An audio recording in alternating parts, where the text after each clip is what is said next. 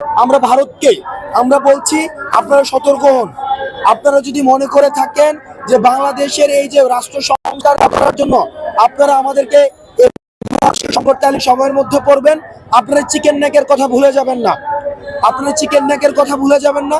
আমরা বিশ্বাস করি পারস্পরিক সম্পর্কের মধ্য দিয়ে, সহযোগিতামূলক সম্পর্কের মধ্য দিয়েই হচ্ছে উন্নয়ন সম্ভব।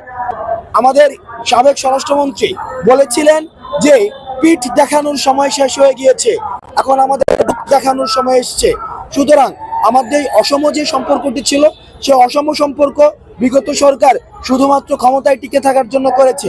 আমরা সমতার যে সম্পর্কটি, এই সমতার সম্পর্কটি আমরা প্রতিষ্ঠা করতে চাই। সুতরাং ভারতের বর্তমান আমাদের সাথে যেই যে করবে, সেই আচরণ নির্ধারণ করবে ভারতের সাথে ভবিষ্যতে আমাদের কেমন আচরণ হবে।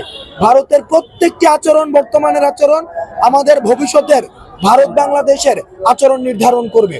সেই জায়গা থেকে আমরা ভারতকে বলতে চাই, আপনারা সহযোগিতামূলক সম্পর্ক রাখুন, প্রতিবেশী সুলভ সম্পর্ক রাখুন, এবং আপনারা যদি আমাদেরকে এভাবে সংকটকালীন সময়ের মধ্যে আপনারা ইচ্ছাকৃতভাবে ঠেলে ফেলে দেন, সেটির প্রতি উত্তর বা সেটির যে পাল্টা ব্যবস্থা, সেটিও কিন্তু বাংলাদেশ গ্রহণ করবে।